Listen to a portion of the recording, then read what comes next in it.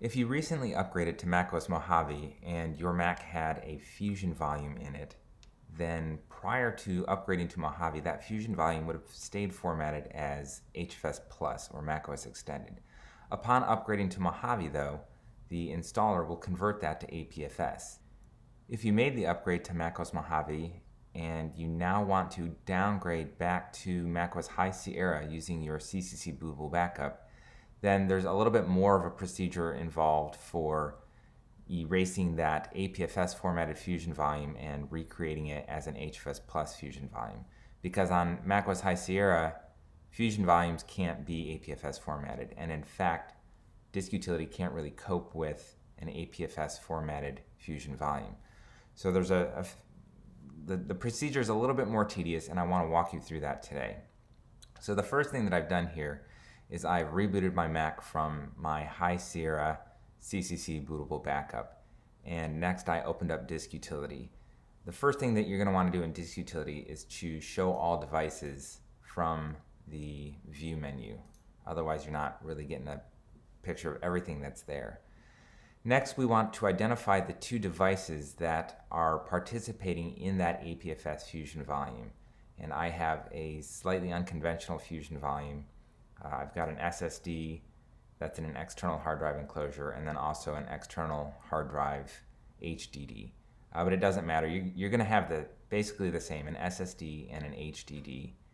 And you need to identify both of those and erase them. When you erase them, it's important to give them a name that's helpful for identifying it later. So I'm going to erase the SSD first. We'll call this Fusion SSD, and I'm going to erase it as macOS Extended Journaled.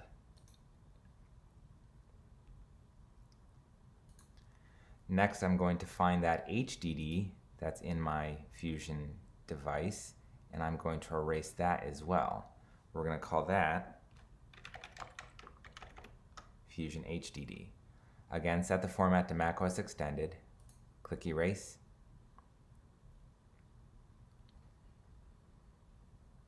and now we're done. So now we're done in Disk Utility. I'm just going to quit out of Disk Utility. And the next thing that we need to do is open up Carbon Copy Cloner, and we're going to create a recovery volume on the HDD disk. So what we'll do is we'll open up CCC, we'll click on that Fusion HDD volume in CCC sidebar, then click on Recovery HD. Next, we'll click on this Create Recovery HD button. One note here, if this is grayed out because CCC doesn't have a source recovery volume to use, that's okay. You can actually skip this step. Things will work without it. It's preferable to create a Recovery HD, but again, it's not going to break things. Okay, so now we're done in CCC. It's created that Recovery HD volume. We can see we have this High Sierra Recovery HD volume. So I'm going to quit out of CCC, and the remainder of this procedure has to be done in the terminal application because Disk Utility cannot create that Fusion volume for you. So we're going to open up the terminal application, and the first thing that we need to do is get a list of the disks that are on this Mac. So disk util list,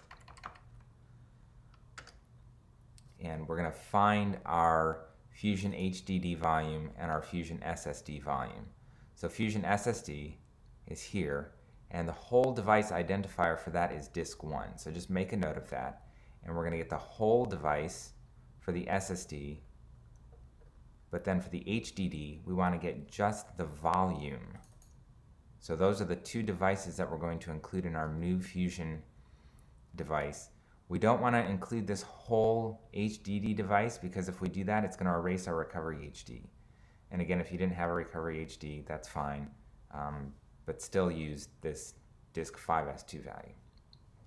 All right, so next we're going to create a new empty Fusion container, and we do that with disk util cs create. We're going to give it a name. The name doesn't really matter here, but we'll call it Macintosh HD. And then we need that whole device identifier for the SSD, disk 1. And then we need that volume identifier for Fusion HDD, disk 5S2.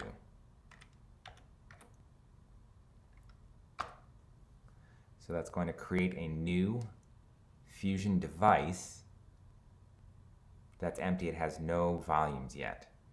And what this command is also going to do is it's going to print out a logical volume group identifier. So this is the identifier for that new Macintosh HD Fusion group. But you can see we have no volumes yet. So next we need to create that volume. So next I'm going to call disk-util cs create volume. I'm going to paste in that logical volume group identifier.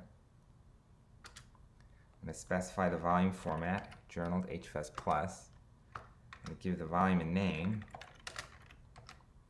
And then I'm going to indicate 100% to say I want to give all of the storage for this new Fusion device to that Macintosh HD volume.